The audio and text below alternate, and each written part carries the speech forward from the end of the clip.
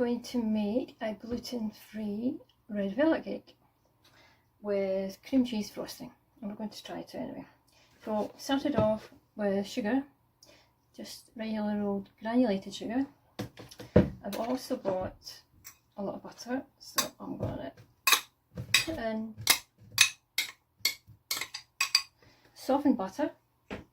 If you cube it, when you're weighing or measuring it out, it will actually come to room temperature a lot quicker because it's a smaller surface area. And now we are going to cream the sugar and butter.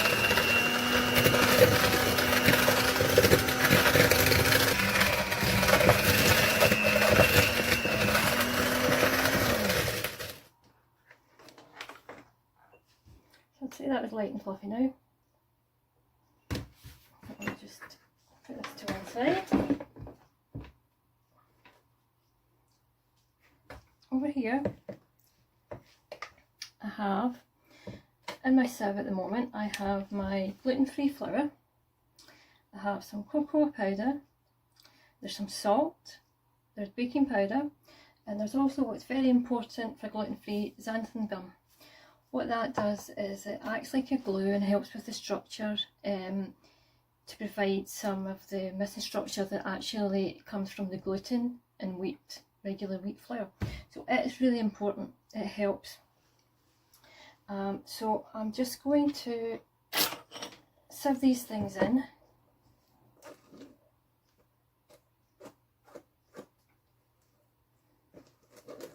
Mixing it at the same time.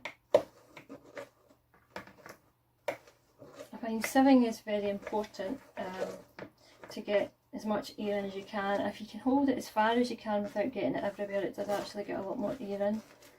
I hate sieving. I can't use, excuse me, that is the beeper. I can't use the other type, the sifter, shaker one.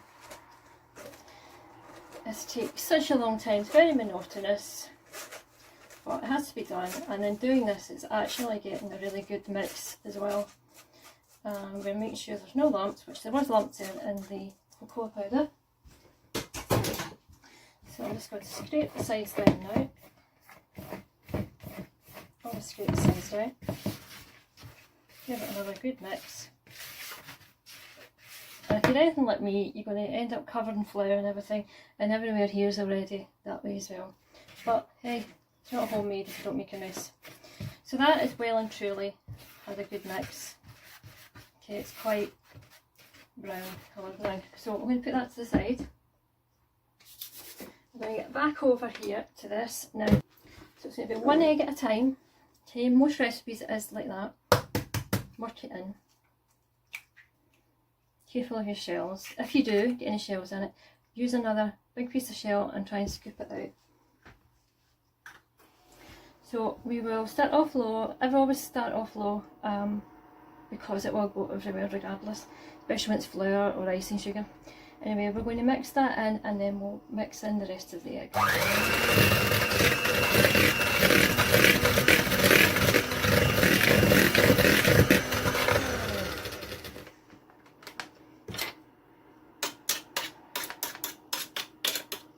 It's actually the spoons of our dry mixture. Let's get rid of that. We'll get back on here. Turn this easier way.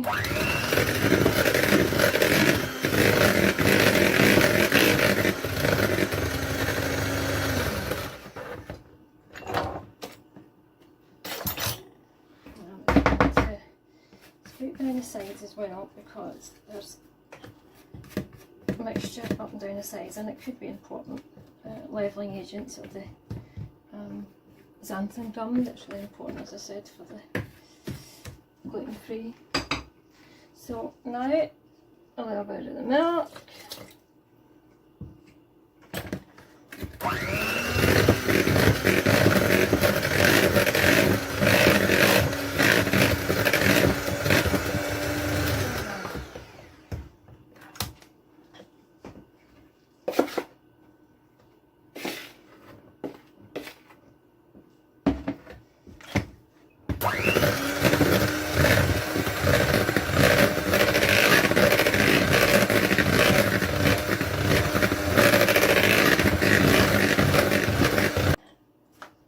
So that's what it's like at the moment.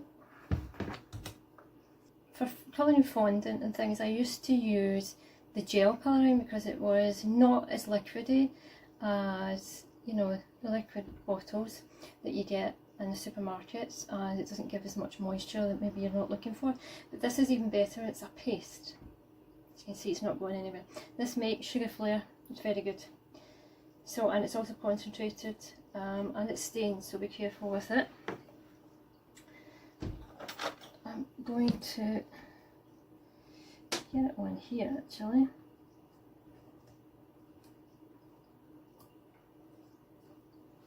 And we'll see what happens with that one.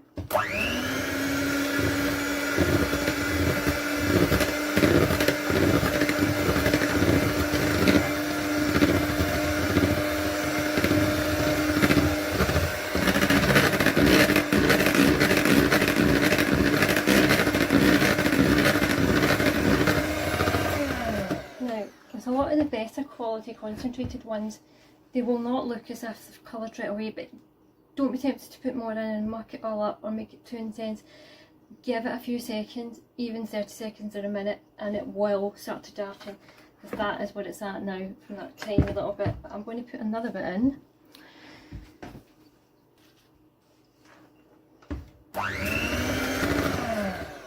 Okay, so this is the colour that I've left it at. Very deep browny red, or even almost mahogany. Now, next thing to add in, we have baking soda, bicarbonate of soda, and some cider vinegar. Now, this is going to go in there. I'm going to mix it in, and it will fizz as it's meant to. And then it's going to get added in here, and it's the reaction between the acids and the cocoa that give the red velvet cake its characteristics. So in it goes. You see?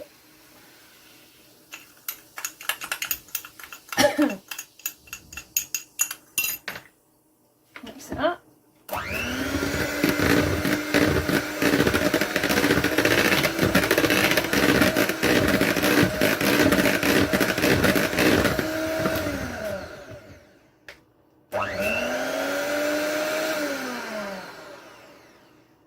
I want to show you a little trick so there's less to scrape off of your mixer. Just watch what I do and I'll explain it afterwards if you don't catch it.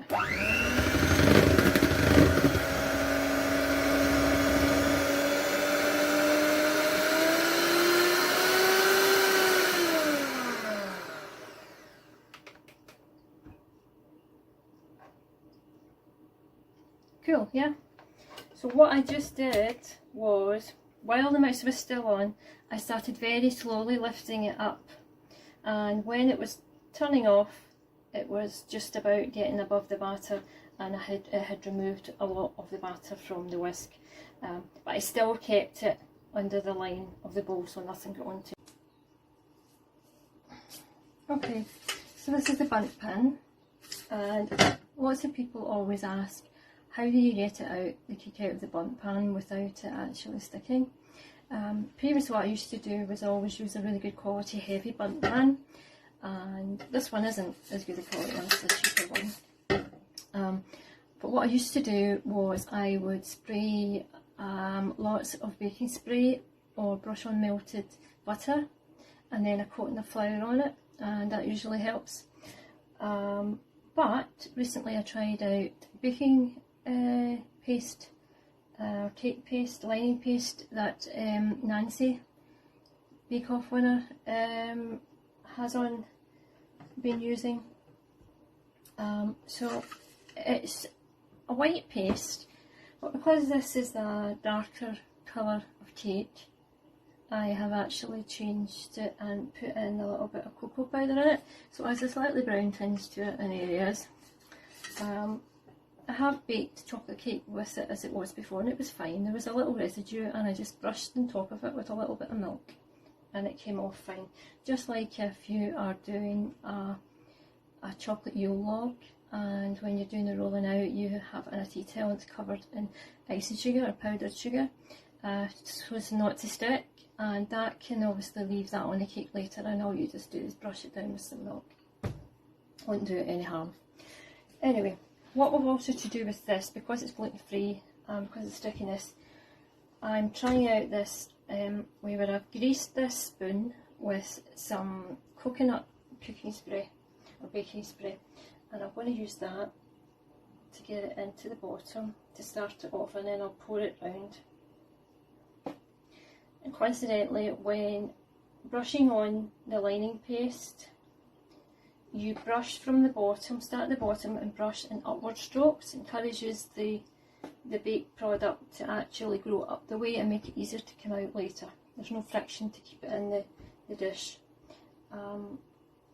It's the same principle for soufflés and lava cakes and fondant cakes. I'm going to just tip it in now.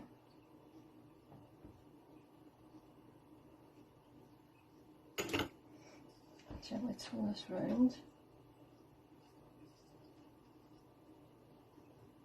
To go.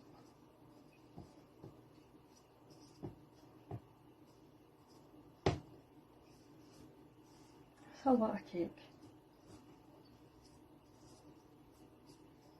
And coincidentally as well, you can do this as a regular cake. It doesn't need to be gluten free, so just change to your regular plain and all purpose flour, and obviously not have the need for the xanthan gum in it. Everything else would be exactly the same. I'm just going to scrape that down now.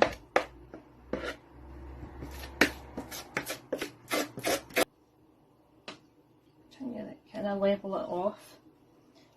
Doesn't matter if it's a bit, it tend to be a bit bumpy sometimes when they're baked off, but they usually sit okay when you turn it upside down. If not, just with a very sharp serrated knife, slice off a little bit, flatten it off, have a taste test, baker's privilege. So that's that, and it's going to go in the oven, and we will turn it around halfway through cooking, and we will check it's done with the old cocktail stick test. Okay.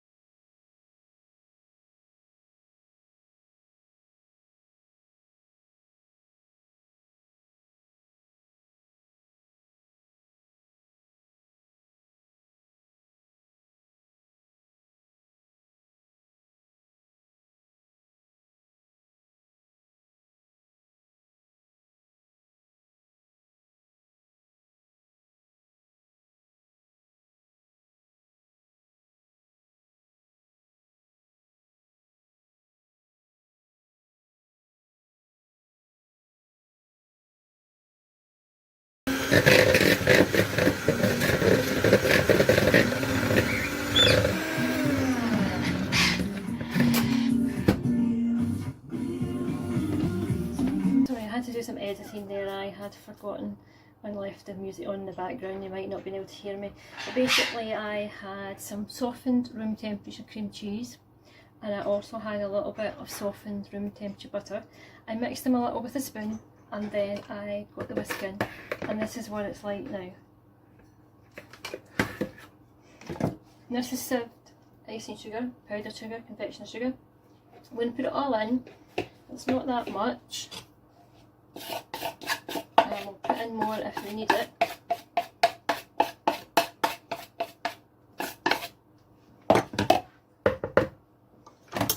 Right, on slow, start.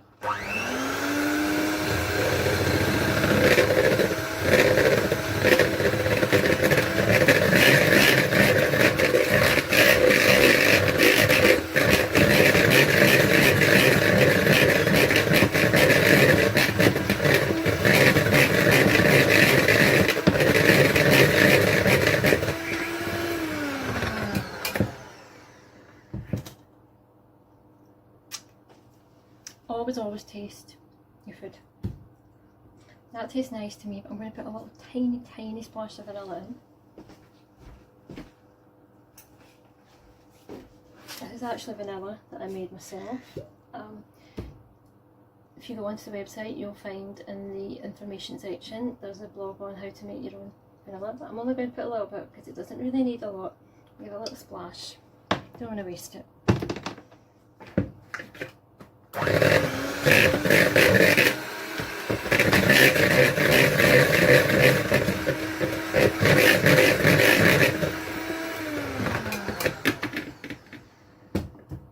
I'm going to just scrape by the sides.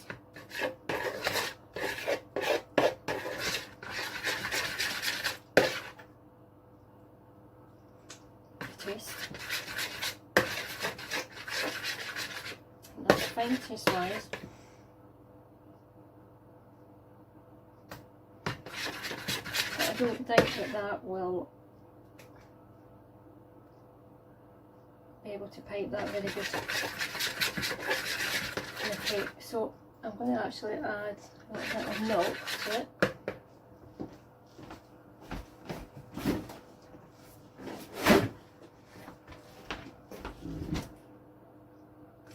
Tiny bit as you go.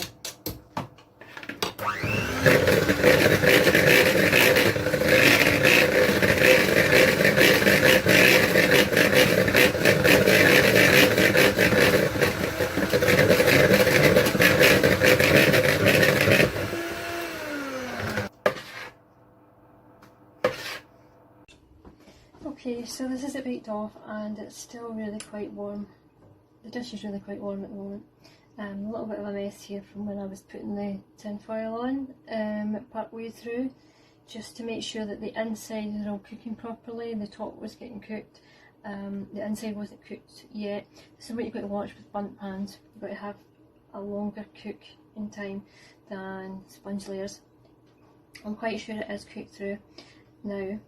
Now a nice little thing that I want to do for the decoration is actually to sprinkle some of the cake crumbs on top of the frosting that will be on it when it's the right way up.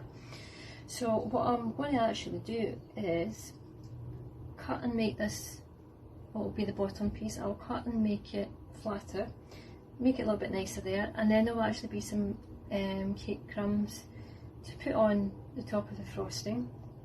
Gives that nice little bit of the deep red colour next to the white of the cream or the frosting, and also I can have a taste.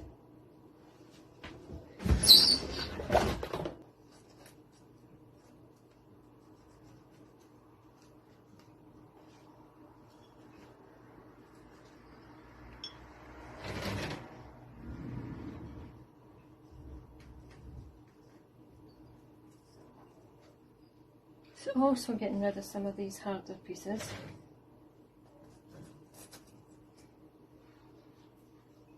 They're getting a bit more heat when they're in the oven.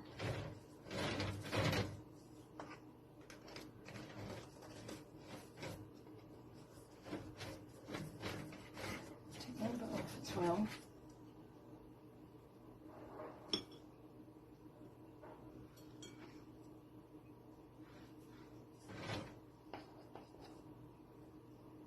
Definitely quite red, so that's good.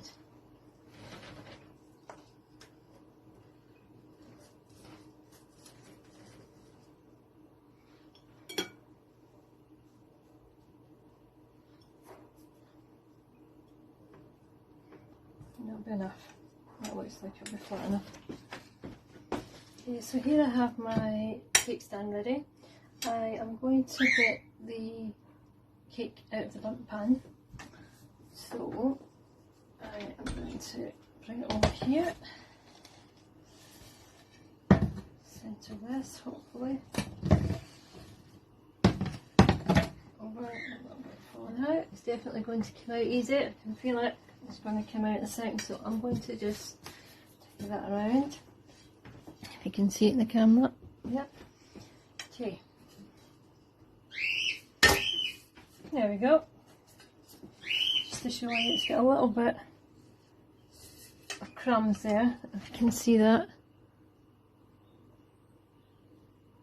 but it's perfectly fine inside. It's still very hot, so I'm going to leave it for a while. but that shows how good it works.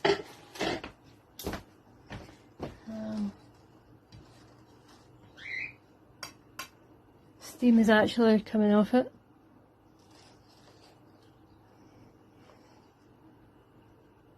We'll let that cool.